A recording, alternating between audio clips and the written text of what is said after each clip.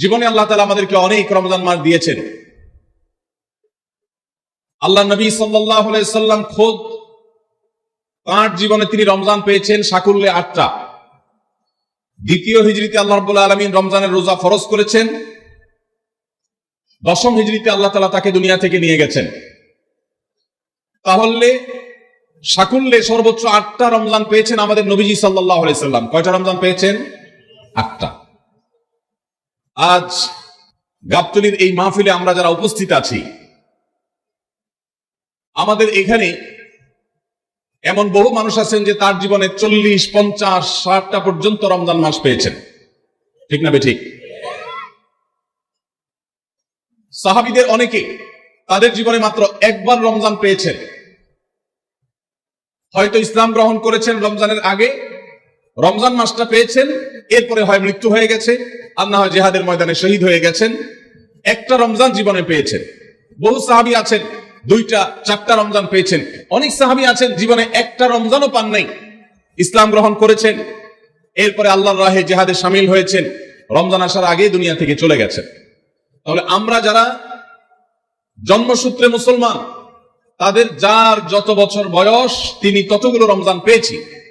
সাহাবীরা যেখানে মাত্র জীবনে 2, 4, 6টা, 8টা, 10টা রমজান পেয়ে তারা জান্নাত প্রাপ্তির দৌড়ে এগিয়ে গেছেন, আমরা জন্মসূত্রে মুসলমান হয়েও জীবনে 40, 50টি রমজান পাওয়ার পরও আমরা অনেকেই জান্নাত প্রাপ্তির দৌড়ে এগিয়ে যেতে পারি নাই। এর চেয়ে বড় দুর্ভাগ্যের বিষয় আর কিছু হতে পারে না। ভাইরা আমার, এই জন্য আসন্ন রমাদান আর কয়েকদিনের মধ্যে যে রমজান শুরু হতে যাচ্ছে, আসুন এইবারের রমজান সম্পর্কে একটা সংকল্প করি, শপথ করি। এই রমজান জীবনের অন্য 10টি রমজানের মতো কাটাবো না।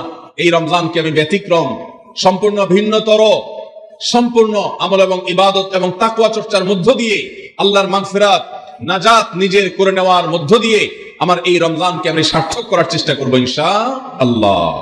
ভাইরা আমার, রমজানের আমল ইবাদত কিভাবে করব, কোনটা করব কোনটা করব না, এই সম্পর্কে যথেষ্ট ধোঁয়াশা আমাদের মধ্যে আছে। আমাদের এই দেশে মুসলমানদের কাছে রমজান মাস মানে 4টি কাজ। রমজান মাস মানে কয়টা কাজ? 4টা কাজ। রমজান মানে হলো রোজা রাখা, তারাবির নামাজ পড়া, আর সাহরি খাওয়া, ইফতার খাওয়া, ব্যাস। রোজা, তারাবি, সাহরি, ইফতার, এই 4 জিনিসের নাম হলো আমাদের মুসলমানদের রমজান মাস। অথচ আমাদের প্রিয় নবী সাল্লাল্লাহু আলাইহি ওয়াসাল্লাম রমজান মাসে এই 4 কাজের বাইরে আরো অনেক আমল, অনেক কর্মসূচি, অনেক কার্যতালিকা, অনেক আমলের তালিকা তিনি আমাদেরকে দিয়েছেন, যেটা আমরা মুসলমানরা অনেকেই জানি না। আজ আমরা নবী করিম সাল্লাল্লাহু আলাইহি সাল্লাম আমাদেরকে রমজান মাসে যে সমস্ত আমল করতে বলেছেন, আমরা সেই সমস্ত আমলের কথা আপনাদের সঙ্গে খুব সংক্ষেপে শেয়ার করবো ইনশাআল্লাহ।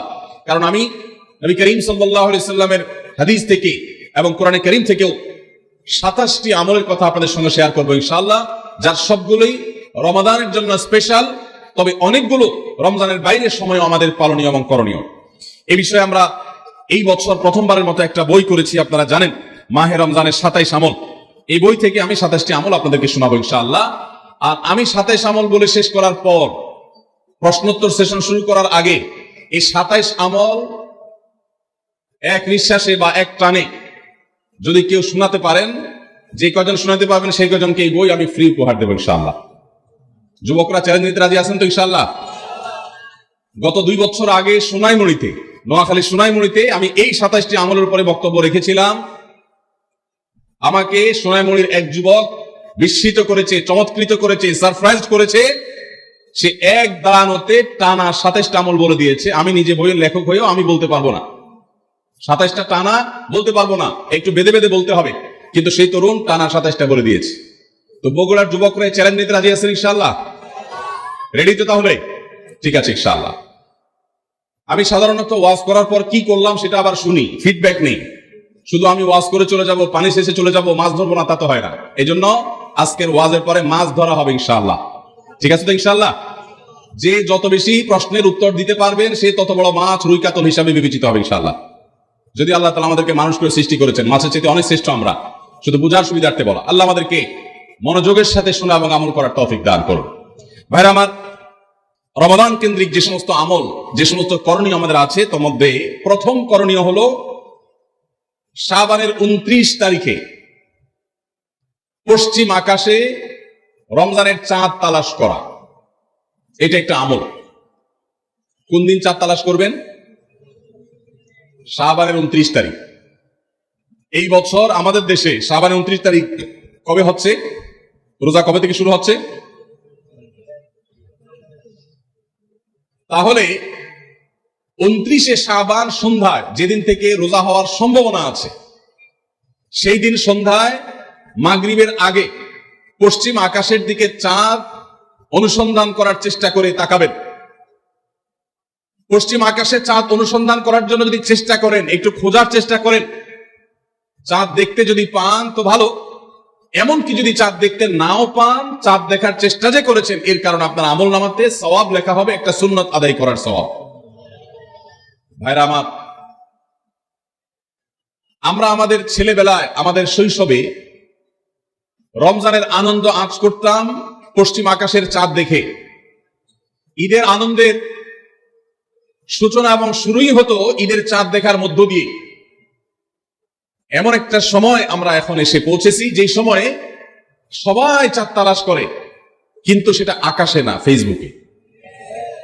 ঠিক না বে ঠিক? চাঁদ কি ফেসবুকে উঠে না আকাশে উঠে? তাহলে সবাই যদি ফেসবুকে চাঁদ তালাশ করেন, আকাশে চাঁদ দেখবে কে? ও ইসলামী ফাউন্ডেশনের হেলাল কমিটি, চাঁদ দেখা কমিটির কিছু মানুষ, তাদের উপরে নির্ভর করে 18-20 কোটি মানুষ তারা ফেসবুকে তাকায় আছে। এটা খুবই দুর্ভাগ্যজনক একটা বাস্তবতা। নবী করিম সাল্লাল্লাহু আলাইহি ওয়াসাল্লামের হাদিসটা আমরা লক্ষ্য করি, তিনি বলেছেন, সুমু লিরুইয়াতিহি ওয়া আফতিরু লিরুইয়াতিহি। তোমরা চাঁদ দেখে সিয়াম সাধনা করবে, চাঁদ দেখে রমাদান উদযাপন করবে, চাঁদ দেখে রমাদানের ইবাদত বন্দেগী করবে, আর চাঁদ দেখে তোমরা ঈদ উদযাপন করবে। চাঁদ দেখে তিনি আমাদেরকে রোজা রাখতে বলেছেন। অতএব চাঁদ দেখতে হবে কি হবে না? ভাইরা আমার, বিলুপ্ত হওয়া মৃত প্রায় সুন্নাহগুলোর মধ্যে থেকে একটা হলো চাঁদ তালাশ করার সুন্নাহ। এটা ফরজে কিফায়া, মুসলিম সমাজের কেউ যদি না করে সবাই গুনাহগার হবে। এটা খুবই রিস্কি একটা বিষয়, দুর্ভাগ্যজনক একটা বিষয় যে 20 কোটি মানুষের রমজান মাত্র মুষ্টিমেয় কয়েকজন মানুষের দেখার উপর নির্ভর করবে। ভাইরা আমার, আমরা পশ্চিম আকাশে চাঁদ দেখার চেষ্টা করবো ইনশাআল্লাহ। যদি চাঁদ দেখতে পান আপনি, তাহলে নবী সাল্লাল্লাহু আলাইহি ওয়াসাল্লামের শেখানো একটা দোয়া পড়বেন, আল্লাহুম্মা আহিল্লাহু আলাইনা বিল ইয়ামনি ওয়াল ঈমান ওয়াস সালামাতি ওয়াল ইসলাম রব্বি ওয়া রাব্বুকাল্লাহ। চাঁদকে লক্ষ্য করে বলবেন, চাঁদের সাথে কথা বলবেন। চাঁদ আপনার কথা হয়তো বুঝবে না, কিন্তু আল্লাহর এরকম সৃষ্টি যারা আমাদের কথা বুঝতে পায় না, তাদেরকে লক্ষ্য করে কিছু বলার মানে হলো আপনি মূলত আপনার মনের আকুতিকে প্রকাশ করছেন। চাঁদকে লক্ষ্য করে নবী সাল্লাল্লাহু আলাইহি ওয়াসাল্লাম চাঁদ দেখলে পড়তেন, আল্লাহুম্মা আহিল্লাহু আলাইনা বিল ইয়ামনি ওয়াল ঈমান। হে আল্লাহ, এই যে চাঁদ আমি দেখতে পাচ্ছি, এই চাঁদের পুরো মাসটাকে যে আমার জন্য বরকত এবং ঈমান দিয়ে পরিপূর্ণ করে দিন। এই চাঁদ পুরো মাস জুড়ে থাকবে, অতএব এই পুরো মাস জুড়ে এই চন্দ্র মাসে আমি আপনার কাছে আমার জীবনে প্রভূত বরকত, কল্যাণ এবং ঈমান আপনার কাছ থেকে চাই। ওয়াস সালামাতি ওয়াল ইসলাম, এবং আমি নিরাপত্তা চাই। এই চাঁদ, এই চন্দ্র মাস আমার জন্য যেন নিরাপদ হয়, এবং ইসলামের সাথে যেন এই মাস আমি অতিবাহিত করতে পারি, ঈমানের সাথে যেন অটল অবিচল থাকতে পারি। রব্বি ওয়া রাব্বুকাল্লাহ, হে চাঁদ, তোমার সৃষ্টিকর্তা পালনকর্তা আর আমারও পালনকর্তা এক আল্লাহ। ভাইরা আমার, চাঁদ দেখার চেষ্টা করা যাবে তো ইনশাআল্লাহ? সোশ্যাল মিডিয়াতে আপনি চাঁদের খবর খোঁজেন, দোষ নাই, কিন্তু আমরা সবাই যদি সোশ্যাল মিডিয়াতে চলে যাই, পশ্চিম আকাশে চাঁদটা দেখবে কে? দুর্ভাগ্য। মসজিদ মাদ্রাসার ছাত্ররা, ওলামা একরাম, তারাও চাঁদ তালাশ করতে দেখা যায় খুবই কম, খুবই নগণ্য। আল্লাহ তাআলা আমাদের সবাইকে মৃত প্রায় সুন্নাহকে জিন্দা করার তৌফিক দান করুন। এই বছর 29শে রমাদান শুক্রবারে হবে না শনিবারে হবে? কে কে চাঁদ দেখবেন হাত তোলেন। আল্লাহ আমাদের সবাইকে চাঁদ দেখার তৌফিক দান করুন। মৃত সুন্নাহকে জিন্দা করার নিয়তে চাঁদ দেখবেন ইনশাআল্লাহ। আল্লাহ আমাদের সবাইকে আমল করার তৌফিক দান করুন। ভাইরা আমার, তাহলে রমজান কেন্দ্রিক প্রথম আমল পেয়ে গেলাম, প্রথম কর্মসূচি পেয়ে গেলাম, সেটা হলো শাবানের শেষ তারিখে পশ্চিম আকাশে চাঁদ তালাশ করবো ইনশাআল্লাহ। নাম্বার 2, রমজানের দ্বিতীয় আমল, যেটা রমজানের প্রধান আমল মূলত কি সেটা বলেন দেখি। রমজানের প্রধান আমল কি ভাই? রোজা রাখা। মাশাআল্লাহ, উত্তর সঠিক। রমজান মাসের প্রধান আমল হলো রোজা রাখা। রোজা রাখার চাইতে এ মাসের বড় কোনো আমল হতে পারে না। রোজা রাখা রমজানের সুন্নত না মুস্তাহাব? ফরজ। ফরজ মানে হলো আল্লাহর সেই নির্দেশ, যে নির্দেশ লঙ্ঘন করলে জাহান্নামের শাস্তি অবধারিত, জাহান্নামের শাস্তি এড়ানো যাবে না, যে নির্দেশ মান্য করা আবশ্যক, এরকম একটি ফরজ। ইসলামের স্তম্ভ কয়টা ভাই? 5টা। নবী করিম সাল্লাল্লাহু আলাইহি ওয়াসাল্লাম বলেছেন, বুনিয়াল ইসলাম আলা খামস, ইসলাম দাঁড়িয়ে আছে 5টি ফাউন্ডেশনের উপরে, 5টি খুঁটির উপরে, 5টি ভিত্তির উপরে। সেই 5টি ভিত্তির 1 নম্বর হলো শাহাদাতি আল্লাহ ইলাহা ইল্লাল্লাহ ওয়া আন্না মুহাম্মাদান রাসূলুল্লাহ, আল্লাহ ছাড়া ইবাদত এবং উপাসনার উপযুক্ত আর কেউ নাই, আর মুহাম্মদ সাল্লাল্লাহু আলাইহি সাল্লাম আল্লাহর পাঠানো রাসূল, এই কথার সাক্ষ্য মুখে দেওয়া, এটা হলো 1 নম্বর স্তম্ভ। স্তম্ভ নম্বর 2 5 ওয়াক্ত নামাজ আদায় করা। স্তম্ভ নম্বর 3 যাকাত আদায় করা, যাদেরকে আল্লাহ সামর্থ্য দিয়েছেন, সচ্ছলতা দিয়েছেন। স্তম্ভ নম্বর 4 হজ করা। স্তম্ভ নম্বর 5 রমজানের রোজা রাখা। তবে অনেক হাদিসে রমজানের রোজাকে 4 নম্বরে আর হজকে 5 নম্বরে রাখা হয়েছে। তাহলে রমজান মাসের রোজা রাখা এটা শুধু ফরজ না, মৌলিক ফরজ। নবী করিম সাল্লাল্লাহু আলাইহি সাল্লাম বলেছেন, যদি কেউ জীবনে একটি রোজাও শরিয়া গ্রাহ্য ওযর ছাড়া কেউ যদি ভঙ্গ করে, রোজা না রাখে, রমজানের পরে যদি সে সারা জীবনও রোজা রাখে, দায় মুক্ত হয়তো হয়ে যাবে, সে কাজা আদায় করেছে, কাফারা আদায় করেছে, দায় মুক্ত হয়তো হয়ে যাবে, কিন্তু রমজানের একটা রোজা রেখে আল্লাহর কাছে যে পরিমাণ মর্যাদার অধিকারী হওয়ার কথা, সারা জীবন রোজা রেখেও রমজানের ওই একটা রোজার ক্ষতিপূরণ করা সম্ভব নয়। এই জন্য সবাই রমজান মাসে ফরজ রোজা রাখবো তো ইনশাআল্লাহ। সকল প্রাপ্তবয়স্ক সুস্থ ইমানদারের জন্য রমজানের রোজা রাখা ফরজ। ভাইরা আমার, পৃথিবীতে আজ অনেক বিজ্ঞানী রোজা বা ফাস্টিং এর উপরে গবেষণা করে অনেক বড় বড় পদক, অনেক বড় বড় পুরস্কার জিতেছে। এখন ডাক্তাররাও আমাদেরকে বলে যে একটা সময় আমরা যেন ফাস্টিং করি, একটা সময় আমরা যেন না খেয়ে থাকি, এটা আমাদের স্বাস্থ্যের জন্য ভালো। নবী সাল্লাল্লাহু আলাইহি সাল্লাম সেই 1500 বছর আগে আল্লাহর দেয়া বিধান আমাদেরকে জানিয়েছেন। রমজানে পুরো মাস রোজা, শাবানে মুহররমে বেশি বেশি নফল রোজা, সোমবার বৃহস্পতিবার সাপ্তাহিক রোজা, চাঁদের 13 14 15 আইয়ামে বীজের মাসিক রোজা। নিয়মিতভাবে এই রোজায় সিয়াম গুলো যদি পালন করি আমরা, তাহলে আল্লাহর সন্তুষ্টি এবং জান্নাত লাভ যেমন হবে, ঠিক একই ভাবে আমরা দুনিয়াতে সুস্থ সবল থাকতে পারবো। আমাদের শরীরে অতিরিক্ত যে চর্বি তৈরি হয়, বিশেষ করে আজকের বিশ্ব বাস্তবতায়, এই চর্বিগুলোকে বার্ন করার জন্য রোজার কোনো বিকল্প নাই। যদিও চর্বি বার্নের উদ্দেশ্যে রোজা রাখলে সে রোজা রোজা নয়। আমাদের উদ্দেশ্য আল্লাহর সন্তুষ্টি অর্জন, পাশাপাশি পার্থিব উপকারিতা এমনি পেয়ে যাবো। আল্লাহ আমাদের সবাইকে রমজান রোজা রাখার তৌফিক দান করুন। ভাইরা আমার, নবী করিম সাল্লাল্লাহু আলাইহি ওয়াসাল্লাম তিনি বলেছেন, যে ব্যক্তি রমজানে ঈমান এবং ইখলাসের সাথে আল্লাহকে খুশি করবার জন্য রমজান রোজা রাখবে, আল্লাহ তার পূর্বের সমস্ত গুনাহ মাফ করে দিবেন। অনেক যুবক আছেন গ্যাস্ট্রিকের অজুহাতে, অনেকে আছেন প্লাস্টিকের অজুহাতে রোজা রাখেন না। কারো গ্যাস্ট্রিক, কারো প্লাস্টিক। সামান্য একটু রোজা রাখতে যে যুবক পারে না, সে নিজেকে মুসলিম দাবি করে কোন মুখে? মাত্র 12-14 ঘন্টা যে না খেয়ে থাকার মতো চ্যালেঞ্জ নিতে পারে না, সে আবার কিসের মুসলমান দাবি করে নিজেকে? এই জন্য ভাইরা সবাই রোজা রাখবো তো ইনশাআল্লাহ। বাসা বাড়িতে বাচ্চাদেরকে কৈশোর বয়স থেকে তাদেরকে রোজা রাখতে শেখাবেন।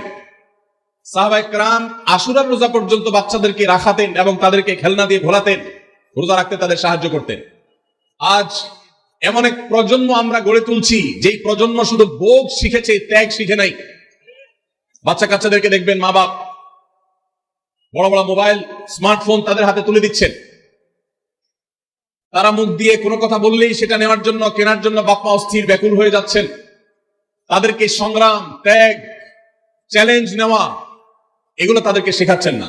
মনে রাখবেন, ভোগ করতে কোনো যোগ্যতার দরকার হয় না, ত্যাগ করতে যোগ্যতার দরকার হয়। ভোগ করতে সবাই পারে, ত্যাগ করতে সবাই পারে না। এই জন্য সন্তানকে ভোগ নয়, ত্যাগ শেখাতে হবে। আল্লাহ আমাদেরকে তৌফিক দান করুন। আপনার বাচ্চা যদি রোজা রাখা শিখে, শখ করে রোজা রাখে, তাকে বাধা দিবেন না, তাকে রোজা রাখতে দিবেন। কারণ সে রোজা রাখার মধ্য দিয়ে গরিব অভাব মানুষের কষ্ট অনুভব করবে, ফিল করবে। সে রোজা রাখার মধ্য দিয়ে আল্লাহর নৈকট্যের ফিলিংস তার মধ্যে আসবে, ইসলামী সংস্কৃতিকে সে অনুভব করবে, আঁচ করবে। এই জন্য সন্তানকে কৈশোর বয়স থেকেই, কিশোর বয়স থেকেই তাকে রোজা রাখতে সাহায্য করবেন ইনশাআল্লাহ। ঠিক আছে না ভাই? বাচ্চাদের প্রথম হয়তো রোজা অর্ধেক রাখবে, দুপুরে ভেঙে ফেলবে, এরপর না হয় বিকাল পর্যন্ত রাখবে, এরপর না হয় সন্ধ্যা পর্যন্ত রাখবে, কিন্তু অভ্যাস তাকে গড়ে তুলতে হবে। আল্লাহ আমাদেরকে তৌফিক দান করুন। ভাইরা আমার, তাহলে রমজানের প্রধান আমল রোজা রাখা। এই রোজা ইচ্ছাকৃত শরিয়া গ্রাহ্য ওযর ছাড়া ভাঙা জায়েজ নাই, হারাম। যদি কেউ ভাঙে অথবা না রাখে সে ফাসিক। অতএব এই রোজার চর্চা আমাদের করতে হবে। আল্লাহ আমাদের সবাইকে তৌফিক দান করুন। তাহলে 2 নম্বর আমল হলো রমজান মাসে রোজা রাখা। 3 নম্বর আমল হলো রাতে তারাবির নামাজ আদায় করা। রাতে কি আদায় করা ভাই? তারাবির নামাজ আদায় করা কি ফরজ না নফল? ফরজ না সুন্নত? সুন্নত, সুন্নতে মুআক্কাদা। নবী করিম সাল্লাল্লাহু আলাইহি সাল্লাম বলেছেন, মান কামা রমাদানা ঈমানান ওয়া ইহতিসাবা গুফিরা লাহু মা তাকাদ্দামা মিন যামবি। যে ব্যক্তি রমজান মাসে রাতে দাঁড়িয়ে তারাবির নামাজ পড়বে, তার পূর্বের সমস্ত গুনাহ খাতা মাফ করে দেওয়া হবে। এই জন্য তারাবির নামাজ পড়বো তো ইনশাআল্লাহ। তারাবির নামাজ 4G গতিতে হবে না 5G গতিতে? কি বলেন, 4G না 5G? ভাইরা আমার, সবকিছুতে গতি ভালো না, সবকিছুতে গতি ভালো না। নেটের গতি যত বেশি হয় তত ভালো, কিন্তু নামাজের গতি, ইবাদত, সিজদার গতি, তারাবির গতি যত কম হয়, যত ধীরে ধীরে হয়, যত শান্তশিষ্ট ভাবে হয়, তত আল্লাহর কাছে বেশি মর্যাদাবান হয়। অতএব মহল্লার হাফেজ সাহেবদেরকে তাড়াতাড়ি নামাজ শেষ করার জন্য দৌড়ের উপর রাখবেন। ক্রিকেট খেলা আছে হুজুর আজকে, একটু খেয়াল রাখেন, বলবেন। আমরা তারাবির নামাজের কথা যখন স্মৃতিতে, কল্পনায় আমরা ভাবি, তখন আমাদের স্মৃতিতে তুফান নীলমার্কে একটা নামাজ ভেসে উঠে, ঠিক না বেঠিক? 5 ওয়াক্ত নামাজ এত তাড়াহুড়া করা হয় না তারাবি যত। অথচ তারাবি এটা তারবিহাত এর বহু বচন আরবি শব্দ, যার অর্থ হলো আরামের সাথে, ধীরস্থিরতার সাথে, রেস্ট করে করে যে নামাজ আদায় করা হয় তার নাম তারাবি। নাম হলো আরামের সাথে করা, আর আমরা করি ব্যারামের সাথে তাড়াহুড়ো করে। এই জন্য এলাকা এলাকায় তারাবি ধীরে ধীরে পড়ার জন্য উদ্যোগ নেবেন তো ইনশাআল্লাহ। ইমাম সাহেবদেরকে, হাফেজ সাহেবদেরকে উদ্বুদ্ধ করবেন, ভাই হুলস্থুল করবেন না, কি পড়েন কিচ্ছু বুঝি না, এমন টান দেন শেষে যায় শুধু আলামুন তালামুন, আর এটা শুনে মনে করেন যে এখন স্টপ হয়েছে, এখন রুকুতে যাইতে হবে। এই নামাজ কি নামাজ? এটা তামাশা। ভাইরা আমার, স্পিডে তারাবি না পড়ে যদি একটু ধীরে তারাবি পড়া হয়, সর্বোচ্চ 15 থেকে 20 মিনিটের ডিফারেন্স হবে, এর বেশি না। মাত্র 15 মিনিটের জন্য আপনার পুরো নামাজকে আপনি বরবাদ করছেন। দেশের বেশিরভাগ মসজিদগুলোতে তুফান মিল মার্কা তারাবি পড়া হয়। এই তারাবি আল্লাহর কাছে কতটা গ্রহণযোগ্য হবে, এটা যথেষ্ট প্রশ্নবিদ্ধ বিষয়। আল্লাহ তাআলা আমাদের সবাইকে ধীরস্থিরতার সাথে খুব শান্তভাবে তারাবির নামাজ আদায় করার তৌফিক দান করুন। চেষ্টা করা যাবে না ইনশাআল্লাহ। ভাইরা আমার, আল্লাহ রাব্বুল আলামিন নামাজের ক্ষেত্রে হুলস্থুলতা পছন্দ করেন। যার নামাজ যত বেশি সময় নিয়ে আদায় করেন, তিনি আল্লাহর কাছে তত শ্রেষ্ঠ, তত ভালো নামাজি। আর যার নামাজে যত হুলস্থুল করা হয়, তার নামাজের কোয়ালিটি, মর্যাদা আল্লাহর কাছে তত কম। অতএব আমরা রমজানের তৃতীয় আমল জানলাম তারাবির নামাজ, এবং সেটা ধীরস্থিরতার সাথে আদায় করবো। আল্লাহ আমাদের তৌফিক দান করুন। নাম্বার 4, সাহারি খাওয়া। সাহারি খাওয়া এটা রমজানের একটা আমল। আপনি সারা বছর লাঞ্চ করেন, ডিনার করেন, দুপুরের খানা খান, রাতের খানা খান, সকালে ব্রেকফাস্ট নাস্তা করেন, কিন্তু এর কোনোটা ইবাদত হয় না, এর কারণে আপনি সওয়াব পাবেন না। কিন্তু রমজান মাসে ভোর রাতে ঘুম থেকে উঠে যে আপনি খাবার খাবেন, এই খাবার খাওয়ার জন্য যে উঠলেন এবং খাইলেন, এর কারণে আপনার অ্যাকাউন্টে আপনার আমলনামা আল্লাহ তাআলা সওয়াব জমা করে দিবেন। আপনি রিওয়ার্ড পাবেন, বিনিময় পাবেন। কেন? কারণ নবী করিম সাল্লাল্লাহু আলাইহি সাল্লাম বলেছেন, তাসাহহারু ফাইন্না ফিস সাহুরি বারাকাহ। তোমরা সাহারির খাবার খাবে ভোর রাতে, রোজার মাসে রোজা রাখতে গিয়ে সাহারির খাবার খাবে। কেন? কারণ সাহারির যে খানা, এই খানাতে আল্লাহ তাআলা বরকত রেখেছেন। এই খানা খাইলে তার জন্য আমাদের স্পিরিচুয়াল, আধ্যাত্মিক বিভিন্ন রকমের উপকারিতা আল্লাহ তাআলা এর মধ্যে নিহিত রেখেছেন। এর মধ্যে খাদ্য শক্তি আছে, আমাদের এনার্জি হবে শরীরে, রোজা রাখতে সহজ হবে। এর পাশাপাশি সাহারির খাবারে আলাদা একটা বরকত আছে, শেফা, বহুবিধ উপকারিতা আমাদের শরীরের, আমাদের মনের জন্য আল্লাহ তাআলা রেখেছেন। এই জন্য সাহারি খাওয়াটা আলাদা একটা ইবাদত। যদি আপনার সন্ধ্যা রাত্রে বেশি খাওয়া হয়ে যায়, সাহারিতে খানা খাওয়ার মতো মুড না থাকে, অন্তত এক ঢোক পানি, একটা খেজুর, সামান্য কিছু খেয়ে হলেও আপনি সাহারি খাবেন এবং তাতে আপনি সওয়াব পাবেন। কোনো কারণে যদি সাহারি খেতে না পারেন, রাতে উঠতে পারেন নাই, অ্যালার্ম বাজছে কিন্তু শুনেন নাই, উঠে দেখেন ফজরের আজান হয়ে গেছে, তাহলে ওই দিনের রোজা কি হবে নাকি হবে না? হবে। মাশাআল্লাহ, বগুড়ার মানুষ মাসালা জানে, দেখা যায় রোজা হয়ে যাবে ইনশাআল্লাহ। কারণ এই সাহারি খাওয়াটা ফরজ না, ওয়াজিব না, এটা সুন্নাত। সুন্নাত ছুটে গেলে ইবাদত হয় না, ব্যাপারটা সেরকম না। 5 নম্বর আমল হলো, সাহারি তো খাবো ঠিক আছে, কিন্তু সেটা শেষ সময়ে খাওয়া, দেরিতে খাওয়া। সাহারি কি আগে খাবেন না শেষের দিকে খাবেন? শেষের দিকে। কেন? কারণ নবী করিম সাল্লাল্লাহু আলাইহি সাল্লাম বলেছেন, লা ইয়াজালুন নাসু বিখাইরিন মা আজ্জালুল ফুতুর ওয়া আখারুস সাহুর। এই উম্মত, মুসলিম জাতি ততদিন পর্যন্ত কল্যাণের উপর প্রতিষ্ঠিত থাকবে, তারা কল্যাণকে স্পর্শ করতে পারবে যতদিন পর্যন্ত তারা সাহারি তাড়াতাড়ি খাবে না দেরিতে খাবে? দেরিতে খাবে। আর ইফতার তাড়াতাড়ি করবে।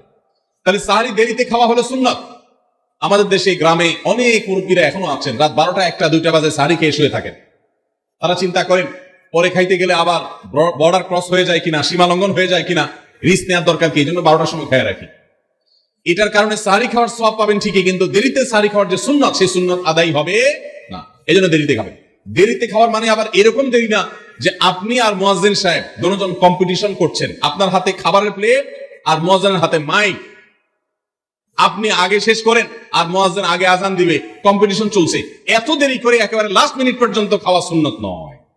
কথা কি বুঝাতে পারছি?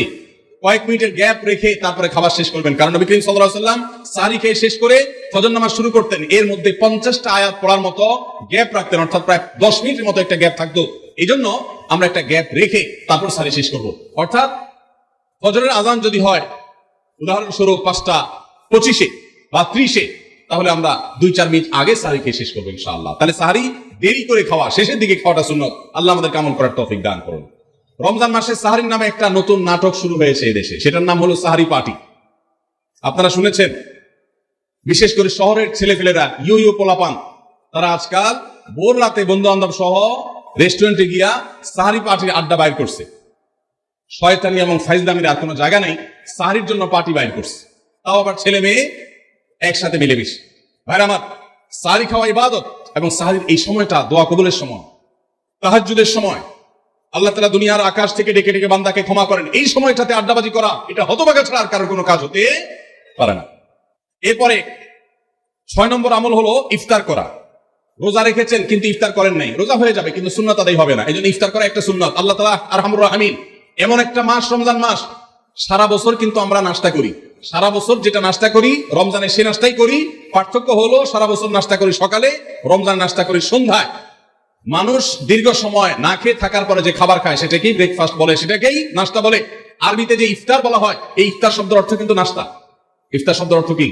নাস্তা।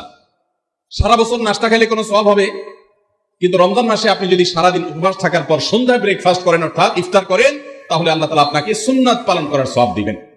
এই জন্য ভাই, ইফতার করা একটা সুন্নাত। 7 নম্বর, ইফতার আবার তাড়াতাড়ি করা আরেকটা সুন্নাত।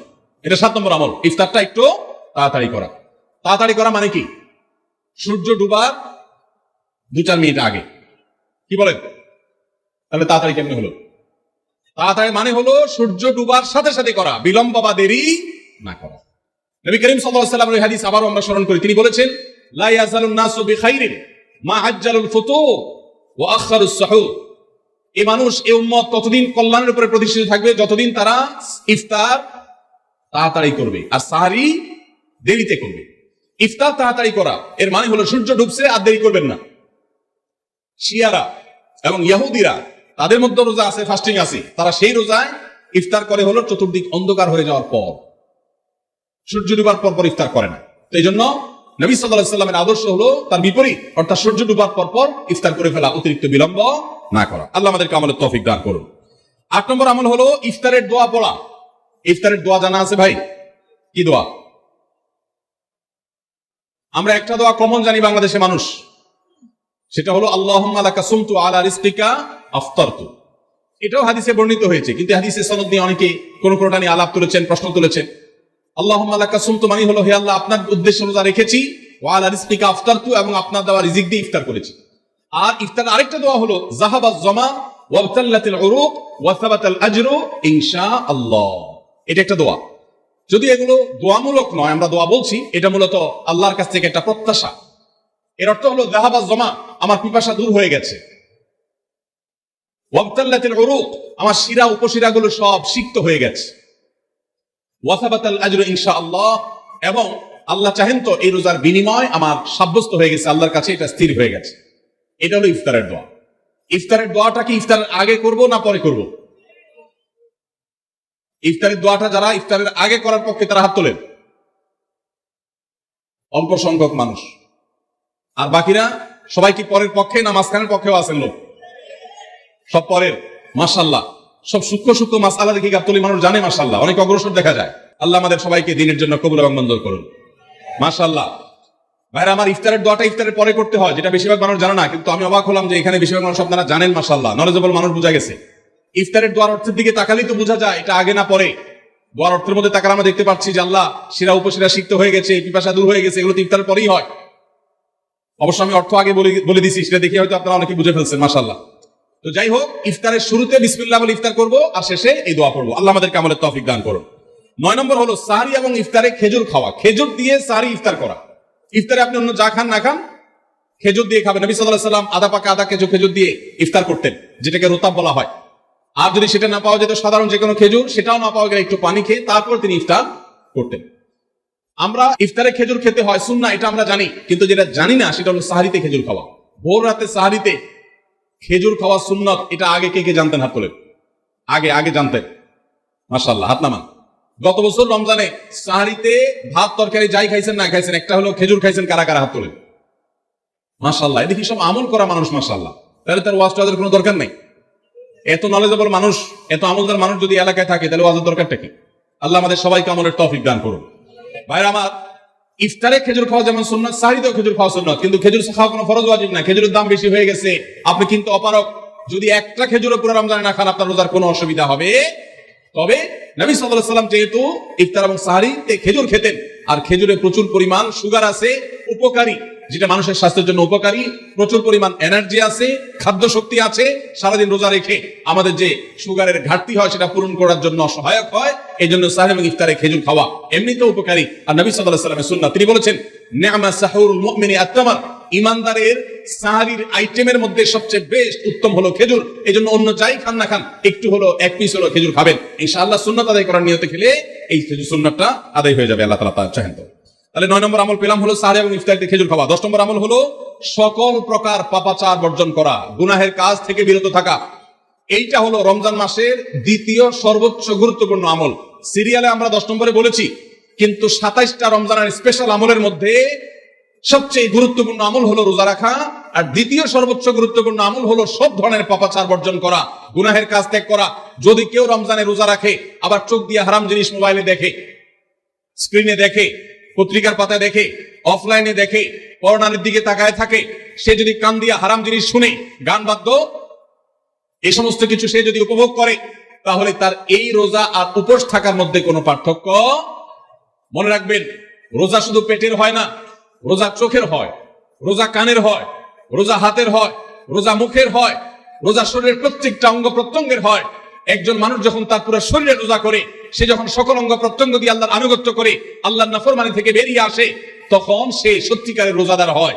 আর যে শুধুমাত্র দিনের বেলা পানাহার বর্জন করে, যৌনাচার বর্জন করে, আর সমস্ত পাপাচার অপকর্ম সে যথারীতি অন্য সময়ের মতো রমজান মাসেও করে, এই রোজাদার পেটের রোজা রেখেছে, কিন্তু তার শরীরের অন্য অন্য অঙ্গ প্রত্যঙ্গ গুলো আল্লাহর কথা শুনে নাই, সো সেগুলো কিন্তু রোজা রাখে নাই। এই রোজা আল্লাহর কাছে মাকবুল এবং গ্রহণযোগ্য রোজা হতে পারে না। অতএব আমরা রমজান মাসে সব ধরনের গুনাহের কাজ বর্জন করবো তো ইনশাআল্লাহ। প্রিয় ভাইরা আমার, রোজা কিন্তু আমাদের সাথে কথা বলে। রোজার ভাষা আমরা অনেকে জানি না, কি বলে সেটা অনেকে বুঝি না, কিন্তু রোজা আমাদের সাথে কথা বলে। কি কথা? সিয়াম শব্দের অর্থ, আমরা যেটাকে রোজা বলছি সেটা কোরআনের ভাষায় বলা হয় সিয়াম, হাদিসে বলা হয়েছে সেটাকে সওম বা সিয়াম। এই সওম বা সিয়াম একই শব্দ, এর অর্থ হলো বিরত থাকা। এর অর্থ হলো কি ভাই? বিরত থাকা, ব্রেক দিতে জানা। আল্লাহ রাব্বুল আলামিন রোজার মতো ইবাদত দিয়েছেন আমাদেরকে জীবনে ব্রেক দেওয়ার অভ্যাস গড়ে তোলার জন্য। আমরা যেন ব্রেক দিতে শিখি, আমরা যেন থামতে শিখি, আমরা যেন নিজেদেরকে নিয়ন্ত্রণ করতে শিখি। ইসলামের যে বৈশিষ্ট্য, ইসলামের যে বিউটি, ইসলামের যে সৌন্দর্য, সেটা হলো ইসলাম পৃথিবীর মানুষকে আত্মনিয়ন্ত্রণ করবার কথা বলে। আজ ভোগবাদী পৃথিবীর যেদিকে তাকাবেন, চতুর্দিকে দেখতে পাবেন শুধু ভোগের হাতছানি। দুনিয়াটা মস্ত বড়, খাও দাও আর ফুর্তি করো, শুধুমাত্র ফুর্তি, ফুর্তি এবং ফুর্তি, ভোগ এবং ভোগ এবং ভোগ। গোটা পৃথিবী আপনাকে ভোগের কথা বলবে, ত্যাগের কথা বলবে না। ইসলাম আপনাকে ত্যাগের কথা বলে। আপনি ঈদ উদযাপন করবেন, ঈদুল ফিতর, সেখানে পর্যন্ত ইসলাম বলে আগে গরিবের বাসায় ফিতরা পৌঁছাবে, তারপর তুমি ঈদগাহে যাবে, ঈদের আনন্দ করবে। আপনি কোরবানির ঈদে পশু জবাই করে গোশত খাবেন, উৎসব করবেন। ইসলাম বলে ভালো কথা, তুমি উৎসব করবে, তোমাকে উৎসব করতেই দেওয়া হয়েছে, কিন্তু আগে গরিবের বাসায়ও গোশত পাঠাবে ঈদের, সেটা নিশ্চিত করবে, তার পাশাপাশি তুমি ঈদ উদযাপন করবে। আমরা যে রমজানের রোজা রাখি, এই রোজা আমাদেরকে বিরত থাকার কথা বলে। সেই বিরত থাকাটা কি? সেটা হলো আমরা যখন রোজা রাখি, আমাদের পিপাসা হয়, আমাদের ক্ষুধা লাগে, পিপাসা হয়, আবার হাতের সামনে হয়তো পানিও আছে। আমার ক্ষুধা লাগে, হাতের সামনে হয়তো খাবারও আছে, কেউ দেখছেও না, সিসি ক্যামেরাও নেই, বদ্ধ রুমে কক্ষের মধ্যে, কিন্তু আমি রোজাদার। কোন রোজাদার রোজার মধ্যে খায়, পান করে? কেন? কারণ সে জানে আল্লাহ নিষেধ করেছে। আমরা যখন ইফতার সামনে নিয়ে বসে থাকি সন্ধ্যাবেলা, ভাইরা আমার, সারা বছর নাস্তা তো আল্লাহ তাআলা কম হোক বেশি হোক সবাইকে করার তৌফিক দেন। আমরা সবাই তো কম বেশি নাস্তা করি, সারা বছর আপনি যদি বুফে গিয়ে 100 আইটেমের নাস্তা দিয়েও আপনি খাবার গ্রহণ করেন, সকালের ব্রেকফাস্ট আপনি খান, ইফতারের সময় মাত্র 2-4টা আইটেম নিয়ে বসে থেকে আজানের জন্য, সূর্য ডুবার জন্য যে অপেক্ষা করেন, ওই অপেক্ষার সময় যে অবর্ণনীয় স্বাদ আর তৃপ্তি পাওয়া যায়, পৃথিবীর সমস্ত খাদ্য গ্রহণের মধ্যেও এই তৃপ্তি বা স্বাদ নাই। নবী সাল্লাল্লাহু আলাইহি ওয়াসাল্লাম সেজন্য বলেছেন, লিসসাইমি ফারহাতান, রোজাদার ব্যক্তিকে দুটি আনন্দ দেওয়া হয়, ফারহাতুন ইনদা ফিতরি ওয়া ফারহাতুন ইনদা লিকাই রাব্বি। একটা আনন্দ হলো ইফতারের সময়, অবর্ণনীয়, ভাষায় প্রকাশ করবার অযোগ্য। কি ভালো লাগা কাজ করে ইফতারের জন্য আমরা বসে আছি, খাবার সামনে আছে রকমারি, শীতল শরবত সামনে আছে, রকমারি খাবারের পরশা সাজানো আছে টেবিলে, দস্তরখানে, এদিকে পেটে ক্ষুধাও আছে, কিন্তু আমরা মিনিট গুনছি, আমরা সময় দেখছি, ঘড়ির দিকে তাকিয়ে আছি, সূর্য কখন ডুববে। সূর্য ডুবেছে আর সাথে সাথে আমরা ইফতার করছি। এই যে আল্লাহর নির্দেশের অপেক্ষা, ইসলাম রোজার মাধ্যমে আমাদেরকে সেই শিক্ষাটা দিতে চায়। রোজা আমাদের সাথে সেই কথা বলে যে দেখো, তুমি জীবনে বিরত থাকতে শিখো, গোটা পৃথিবী তোমাকে ভোগ শিখাবে, ইসলাম তোমাকে ত্যাগ শিখাবে, ইসলাম তোমাকে কন্ট্রোল করা শিখাবে। আমাদের তরুণদের চরিত্রকে নষ্ট করবার জন্য, তাদেরকে নানাভাবে উস্কানি দেওয়ার জন্য, বিনোদনের নামে, নিউজের নামে, বিজ্ঞাপনের নামে, বিভিন্ন নামে অশ্লীল নানা দৃশ্য, খোলামেলা দৃশ্য তাদের সামনে দেখানো হয়, ভোগের আহ্বান করা হয়। ইসলাম বলে, হে মুসলিম তরুণ, তোমার চোখের এরিয়ার মধ্যে কোন পর নারী, কোন সুন্দরী নারী পড়ে গেছে, তুমি আজ করতে পেরেছ, সাথে সাথে তোমার দৃষ্টিকে তুমি নিয়ন্ত্রণ করো, অবনত করো। কুল্লিল মুমিনিনা ইয়াগুদ্দু মিন আবসারিহিম ওয়া ইয়াহফাযু ফুরুজাহুম। আল্লাহ বলেছেন, হে রাসূল বলে দিন ঈমানদার পুরুষদেরকে, তারা যেন তাদের চোখগুলোকে নামিয়ে রাখে, তাদের সম্ভ্রমকে তারা সংরক্ষণ করে। মনে রাখবেন, যা খুশি তা করতে পারা এটা যোগ্যতা নয়। নিজেকে নিয়ন্ত্রণ করলাম, যা খুশি তা করবো না, এর নাম হলো যোগ্যতা। ডায়রিয়ার রোগী ডাইরেক্ট হয়ে যায়, যা খুশি যে করে, নিজের মন যেদিকে তাকে নাচায় সেদিকে নাচে, এই লোকটা অসুস্থ মানুষের মতো। আর মুসলিম যুবক, মুসলমান মানুষ, নারী পুরুষ, সে নিজেকে নিয়ন্ত্রণ করে। আল্লাহ এটা হারাম করেছেন, আমার মন চায়, চাইলেই আমি সেটা নিতে পারি, কিন্তু আমি নেব না। আমি একটা জিনিস ধরতে পারি, আল্লাহ হারাম করেছেন, সেজন্য আমি ধরবো না। এই শিক্ষাটা রমজান আমাদেরকে দেয়। অতএব রমজানের সবচেয়ে গুরুত্বপূর্ণ আমল হলো এই 10 নম্বর আমল, সেটা হলো পাপাচার বর্জন করা। নবী সাল্লাল্লাহু আলাইহি ওয়াসাল্লাম বলেছেন, যে ব্যক্তি রমজানের রোজা রাখলো আর পাপাচার বর্জন করলো না, তাহলে এই রোজা রাখার উপোস থাকার ভিতরে কোনো পার্থক্য নাই। আল্লাহ আমাদের সবাইকে রমজান মাসের রোজা থেকে সকল হারাম, সকল নাজায়েজ কাজ, সকল গুনাহের কাজ ছাড়ার তৌফিক দান করবো না। আমি ভাইরা আমার 11 নম্বর আমল হলো অধিক পরিমাণ দোয়া করা। রমজান মাসের রোজা রেখে আমরা বেশি বেশি দোয়া করব। চলতে ফিরতে উঠতে বসতে দোয়া করতে পারেন। আমাদের মায়েরা অনেকে শুনছেন আমাকে, রমজান মাসে আপনি গৃহস্থলী কাজ করছেন, রান্না বাড়া করছেন, ঘর ঝাড়ু দিচ্ছেন, আর মনে মনে আল্লাহর সাথে কথা বলেন। দোয়া মানে আল্লাহর সাথে কথোপকথন। আল্লাহ, আপনি আমাকে মাফ করে দেন, আমার বাবাকে মাকে মাফ করে দেন, সন্তানগুলোকে হেদায়েত দান করেন, চোখের পানি ফেলেন। নিয়মতান্ত্রিক দোয়া, বসে বসে হাত তুলে দোয়া করবেন কেবলামুখী হয়ে। আবার চলতে ফিরতে উঠতে বসতে, এমনকি ওযু নাই সে অবস্থায় দোয়া করবেন। নবী সাল্লাল্লাহু আলাইহি ওয়াসাল্লাম বলেছেন, 3 ব্যক্তির দোয়া ফিরিয়ে দেওয়া হয় না। কয় ব্যক্তির দোয়া? সালাতুন লা তুরাদ্দু দাওয়াতুহুম, 3 শ্রেণীর মানুষের দোয়া ফিরিয়ে দেওয়া হয় না। এর ভিতরে এক শ্রেণী হলেন মাজলুম, কারোর জুলুমের শিকার হয়েছে এই ব্যক্তি। জালেমের বিরুদ্ধে যে তার মনের আকুতি থাকে, বদদোয়া থাকে, আল্লাহ সুবহানাহু ওয়া তাআলা এটা ফিরিয়ে দেন না।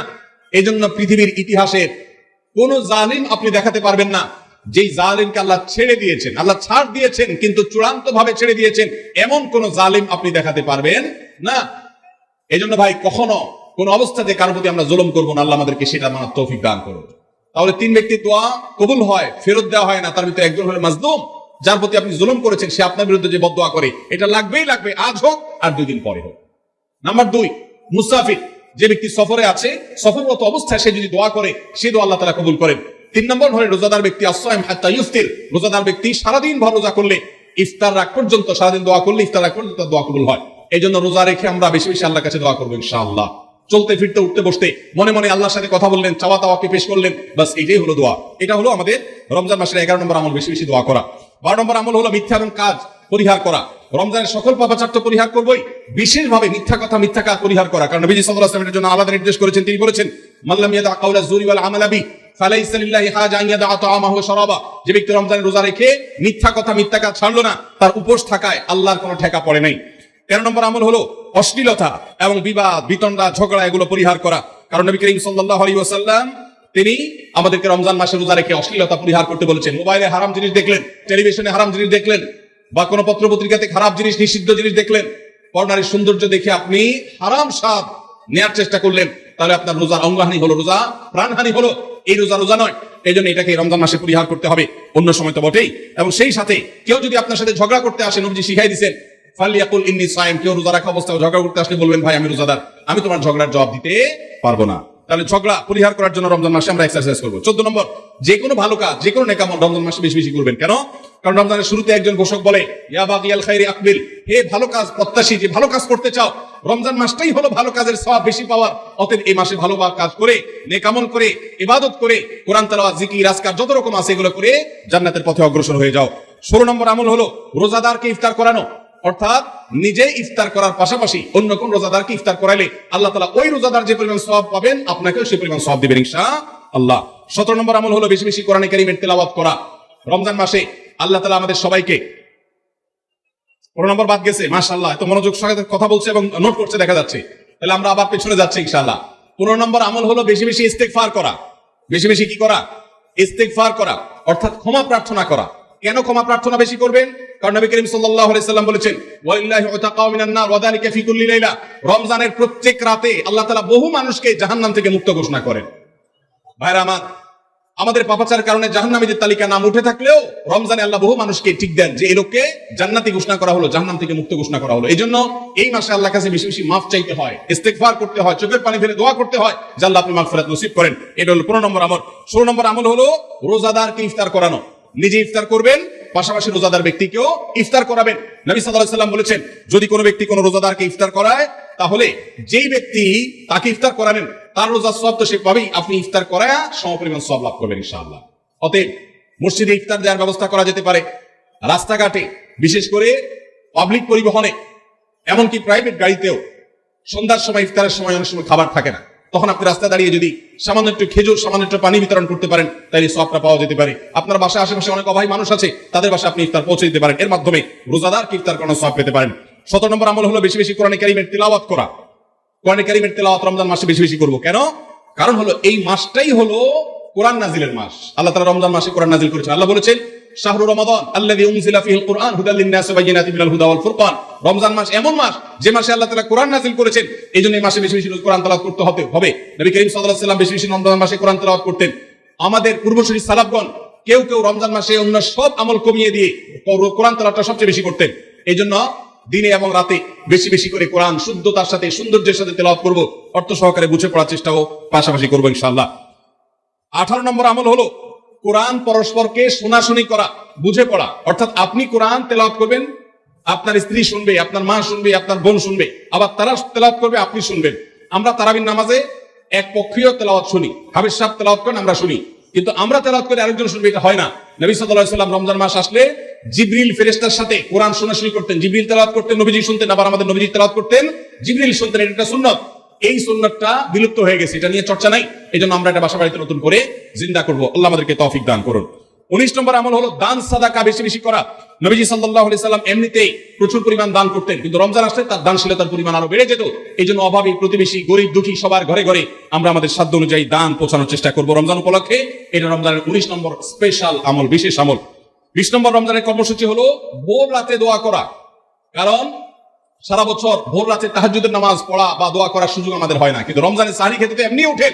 অতএব এই টাইমে দোয়া কবুল হয়। 24 ঘন্টার ভিতরে দোয়া কবুলের সবচেয়ে মোক্ষম সুযোগ, সবচেয়ে আদর্শ সময় হলো এই তাহাজ্জুদের সময়টা।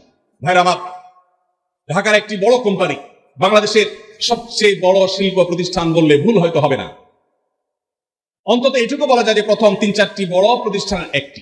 এরকম একটা প্রতিষ্ঠানের একজন কর্মকর্তা বছর 2-3 আগে আমার সাথে হঠাৎ দেখা।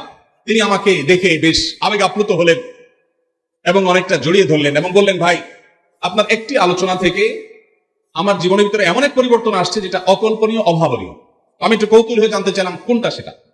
তখন তিনি বললেন, ভাই আমার জীবনে এমন একটা রোগ হয়েছে, যেই রোগ ট্রিটমেন্ট করার জন্য দেশে বিদেশে বিভিন্ন জায়গায় গিয়েছি, কোনো চিকিৎসা এর আমি পাইনি। শেষ পর্যন্ত আশাহত হয়ে চাকরি ছেড়ে দিয়ে, শহর ছেড়ে দিয়ে গ্রামে গিয়ে বসবাস করা শুরু করছি এবং মৃত্যুর জন্য অপেক্ষা করছি। এর মধ্যে আপনার একটা আলোচনার ক্লিপ আমার চোখের সামনে আসলো, সোশ্যাল মিডিয়ায় যেটা শুনলাম, সে আলোচনাটা ছিল আল্লাহর কাছ থেকে অসাধ্য সাধন করার সময় হলো ভোর রাত তাহাজ্জুদের সময়।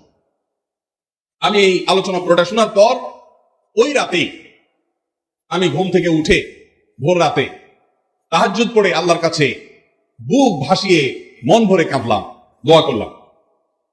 ওই ভাই বললেন যে আমি এত দোয়া করলাম, দোয়া করতে করতে দীর্ঘ সময় আমি পরিতৃপ্ত হলাম, আমার দোয়া শেষ হয়ে গেল। এরপর দোয়া করে শেষ করার পর ফজর নামাজের সময় হয়ে গেছে, আমার ফিল হলো, অনুভব হলো যে আমার শরীরে আর কোনো রোগবালাই এখন মনে হয় নাই। এবং তিনি গত 2 দিন আগেও তার সাথে আমি দেখা করলাম ঢাকায়, গতকালকে দেখা করলাম, 2 দিন আগে না, মাত্র 1 দিন আগে দেখা করলাম।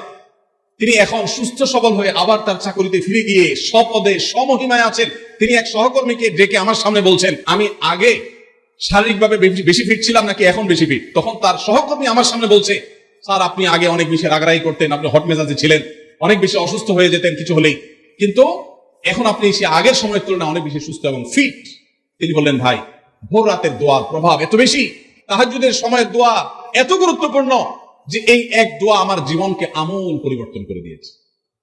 এই জন্য ভাইরা, রমজান মাসে বিশেষ করে যখন তাহাজ্জুদের সময় সাহরি খেতে যখন উঠবেন, সাহরি খাওয়ার পর 10টা মিনিট সময় হাতে রাখেন, বা সাহরি খাওয়ার আগে 10টা মিনিট একটু আগে উঠেন, উঠে উযু করে 2 রাকাত 4 রাকাত নামাজ পড়ে, বা নামাজ পড়ার সময় না থাকলে অন্তত কিবলামুখী হয়ে 2টা হাত তুলে আল্লাহর কাছে একটু চান। নবীজি সাল্লাল্লাহু আলাইহি সাল্লাম বলেছেন, রাতের শেষ প্রহর যখন হয়, দুনিয়ার আসমানে নেমে এসে আল্লাহ বান্দাদেরকে ডেকে ডেকে তাদের প্রত্যেকটা চাওয়া পূরণ করে দেন। এই জন্য ভাইরা, রমজান মাসে সাহরির সময় দোয়া কবুল হয়।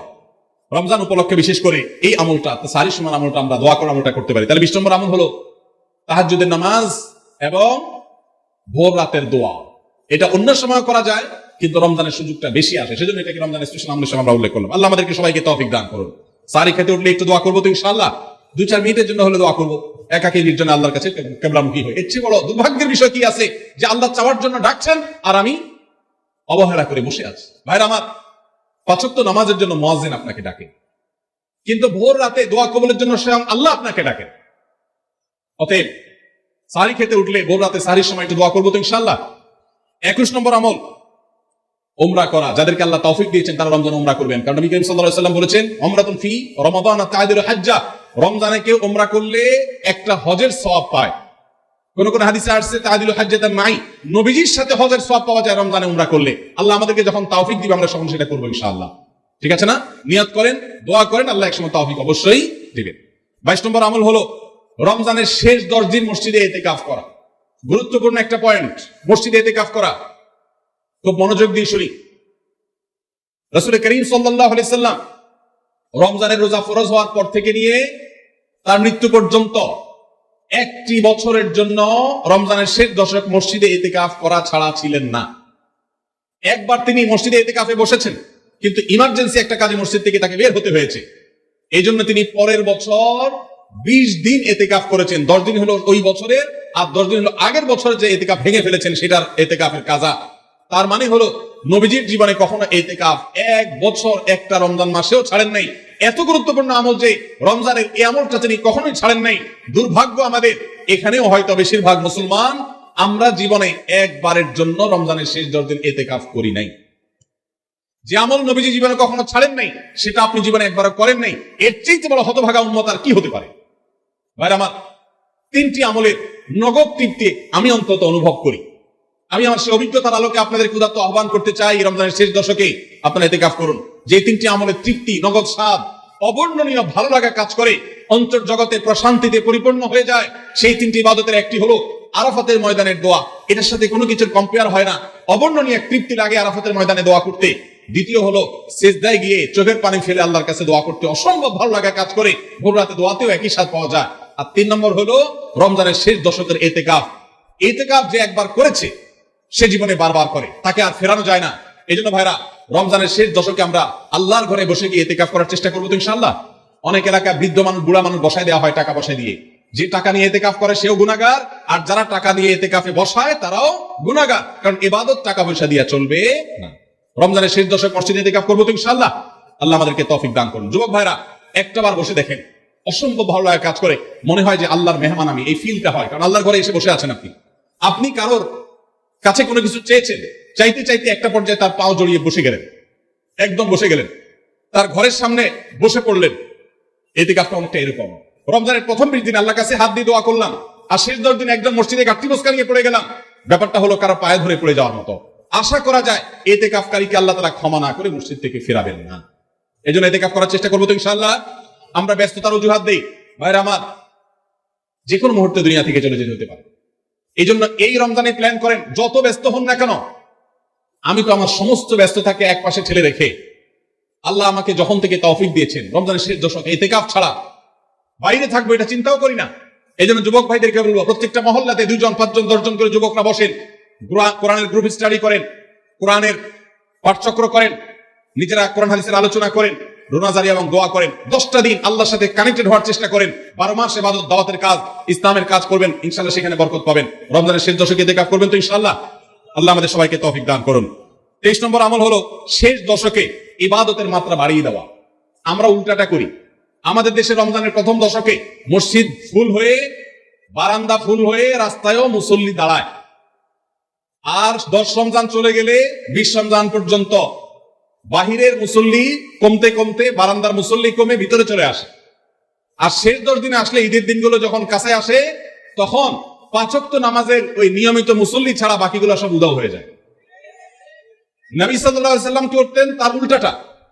আমাদের আয়েশা বলেছেন, কানা ইয়াজিতাহিদু ফীহি মা লা ইয়াজিতাহিদু ফী গায়রি। আমাদের নবীজি সাল্লাল্লাহু আলাইহি সাল্লাম রমজানের শেষ দশকে ইবাদতের জন্য যত কষ্ট করতেন, যত সাধনা করতেন, অন্য কোন সময় ইবাদতের জন্য এত সাধনা করতেন না।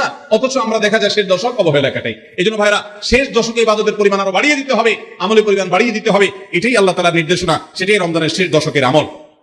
24 নম্বর আমল হলো শেষ দশকে পরিবারকে ঘুম থেকে ডেকে তোলা। এটা আলাদা সুন্নাহ। নবী সাল্লাল্লাহু আলাইহি সাল্লাম রমজানের শেষ দশক হলে কানা ইদা দাখালাল আশর আহইয়া লাইলা ওয়া আইকাদা আহলা। তিনি পরিবারকে ঘুম থেকে ডেকে তুলতেন এবং স্ত্রী সঙ্গ ত্যাগ করতেন। শেষ দশক কোমর বেঁধে ইবাদত করতেন। এটা 24 নম্বর আমল। তাহলে শেষ দশক পরিবারকে ঘুম থেকে ডেকে তোলা। নবীজি অন্য কোনো সময় ঘুম থেকে ইবাদতের জন্য ডাকতেন না, নফল নামাজ যার ইচ্ছা সে পড়বে, যার ইচ্ছা পড়বে না। কিন্তু শেষ দশক এত বড় অফার, এত বড় সুযোগ, কারণ লাইলাতুল কদর শেষ দশকে আছে। এই জন্য এই দশকে ইবাদতের জন্য পরিবারকে তিনি ডেকে তুলতেন। তারা শুনে থাকুক, তিনি এটা সহ্য করতেন না। এই জন্য 24 নম্বর আমল হলো রমজানের শেষ দশকে পরিবারকে ঘুম থেকে ডেকে তোলা এবং স্ত্রী সঙ্গ ত্যাগ করা শেষ দশকের জন্য।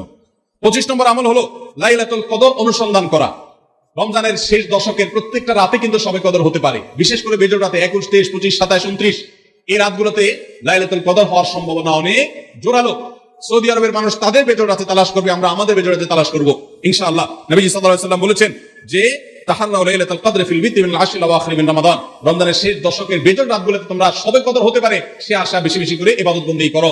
লাইলাতুল কদর ইবাদতকে আল্লাহ বলেছেন লাইলাতুল কদরি খায়রুম মিন আলফি শাহর। 1000 মাস, 1000 মাস ইবাদত করলে যে সওয়াব পাওয়া যাবে, লাইলাতুল কদরের এক রাতের ইবাদতের সওয়াব তার চাইতে বেশি হবে। সেই রাত কোনটা আল্লাহ নির্দিষ্ট করেন নাই। এজন্য শেষ দশকের প্রত্যেকটা রাতেই ইবাদত করার চেষ্টা করা, স্পেশালি বেজোড় রাতগুলোতে। 26 নম্বর আমল হলো লাইলাতুল কদরের আশায় বিশেষ দোয়া পড়া। সেটা কি? আল্লাহুম্মা ইন্নাকা আফুউন তুহিব্বুল আফওয়া ফাআফু আন্নী। আল্লাহ আপনি ক্ষমাশীল, আপনি ক্ষমাকে ভালোবাসেন, অতএব আমাদেরকে ক্ষমা করে দিন। এটা রমজানের শেষ দশকের প্রত্যেক রাতেই পড়বেন। যে রাতটা একটু শান্ত শিষ্ট, একটু শীতল, একটু বৃষ্টিভাব, একটু লাইলাতুল কদরের আবহাওয়া বোঝা যায়, সেই রাতকে লাইলাতুল কদর আশা করে, প্রত্যাশা করে বেশি বেশি দোয়া পড়বেন, আল্লাহুম্মা ইন্নাকা আফুউন তুহিব্বুল আফওয়া ফাআফু আন্নী। তাহলে 26 নম্বর আমল হলো লাইলাতুল কদরের দোয়া পড়া। আর 27 নম্বর সর্বশেষ আমল হলো ফিতরা আদায় করা। অর্থাৎ রমজান মাসের রোজাতে যদি ভুল ত্রুটি হয়, এটা রিফাইন্ডের কাজ হয়ে যায়, রিফ্রেশমেন্টের কাজ হয়ে যায় ফিতরার মাধ্যমে। প্রত্যেক সচ্ছল ব্যক্তি তার নিজের পক্ষ থেকে, নিজের স্ত্রী এবং নিজের ছোট বাচ্চাদের তরফ থেকে ফিতরা আদায় করবেন। প্রাপ্তবয়স্ক সন্তান থাকলে তারা তাদেরটা আদায় করবে, আর না হলে বাবা তাদেরটা আদায় করতে পারে। ফিতরা স্বরূপ গরিবদের বাসায় একদিনের খাবার এটা পৌঁছে দিতে হবে। এটা হলো ফিতরা। ঈদের নামাজের আগ পর্যন্ত এটা আদায় করার নির্দেশ নবী সাল্লাল্লাহু আলাইহি ওয়াসাল্লাম দিয়েছেন। তাহলে 27 নম্বর আমল হলো ফিতরা আদায়। এটার মাধ্যমে রমজানের আমল শেষ হয়ে যাবে।